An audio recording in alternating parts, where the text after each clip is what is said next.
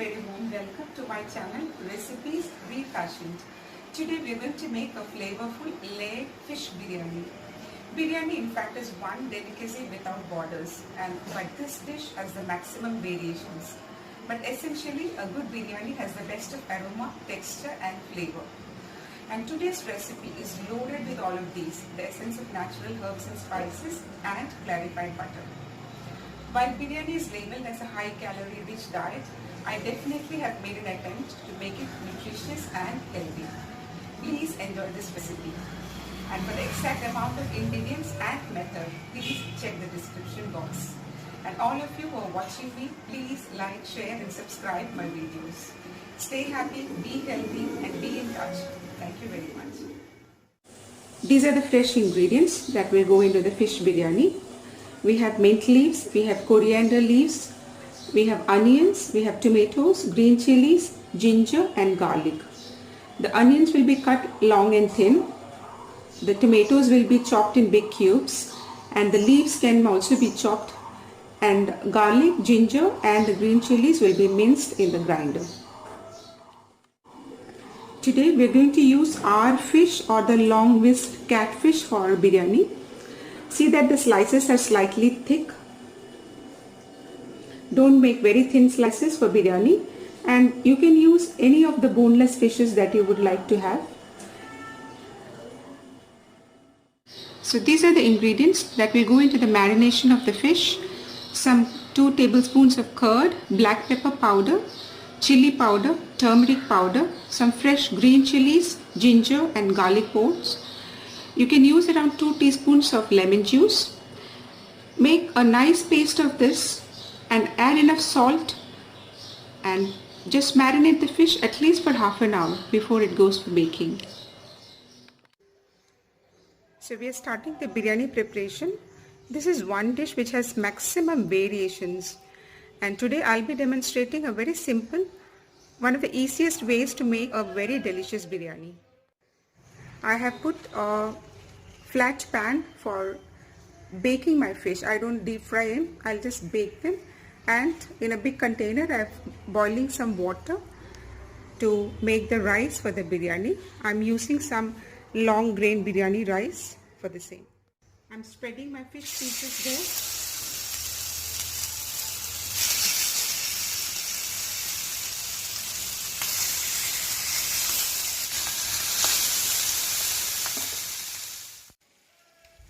So these are the ingredients which will go into the boiling water along with the biryani rice. I've soaked it for around 10 minutes now.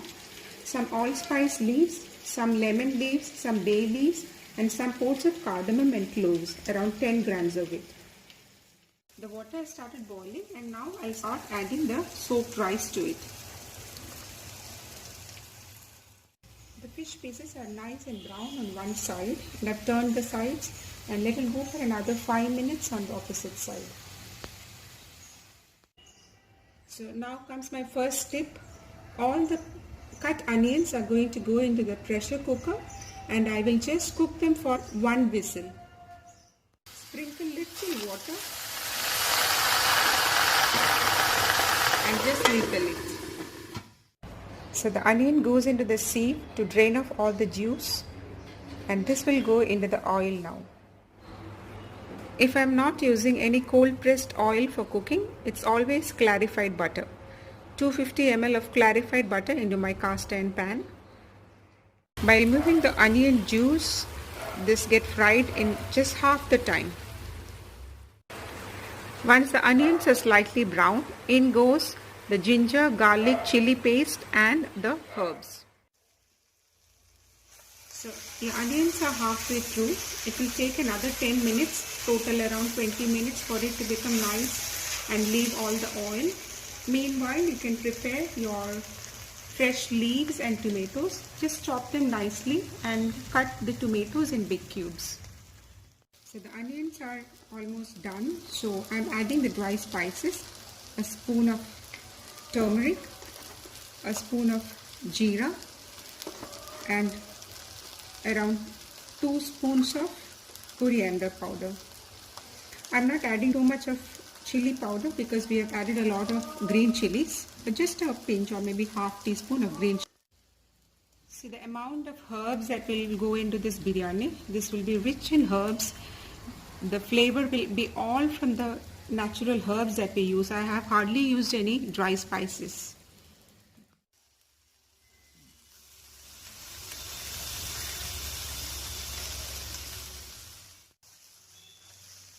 So the spices are done.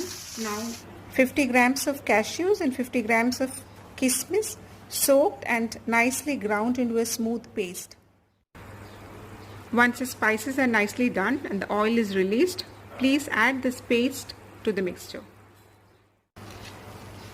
Nicely combine, and then in goes the tomatoes.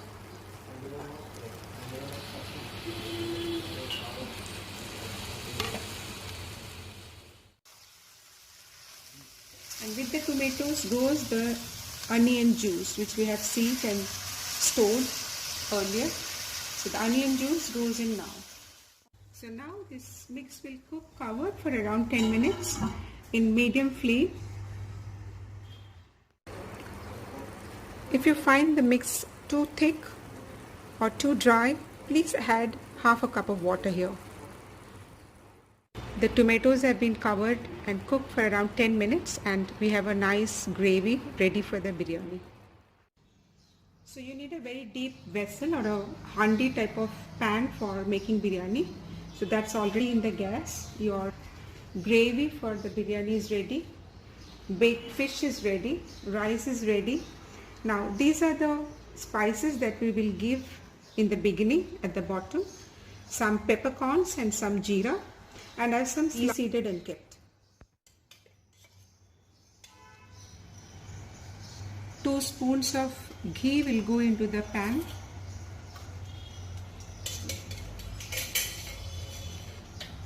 To this I will add the peppercorns and the cumin.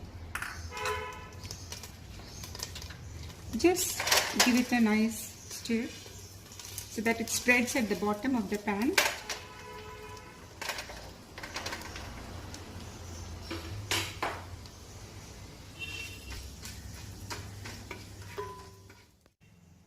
Just spread all around, and now you will add half of the cooked rice that you have made.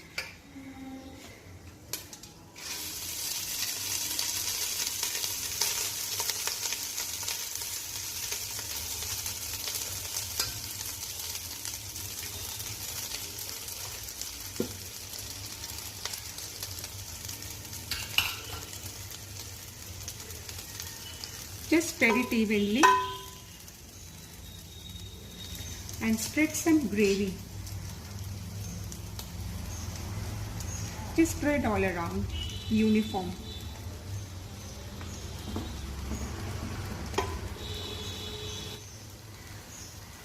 Nicely spread all around the rice. The gravy is nicely spread over the rice and a very little is left in the pan. Now I'll arrange the pieces of fishes over it.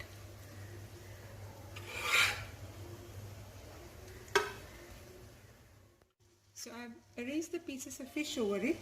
Now I'll just put a slice or 2 of lemon on each of the pieces.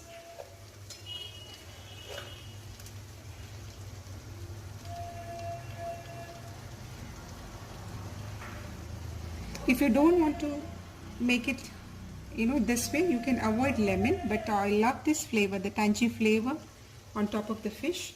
So that's done. So I'll just spread a little more of gravy on each fish now over the lemon on each piece. Just spread a little more. All the herbs will just infuse nicely into the fish.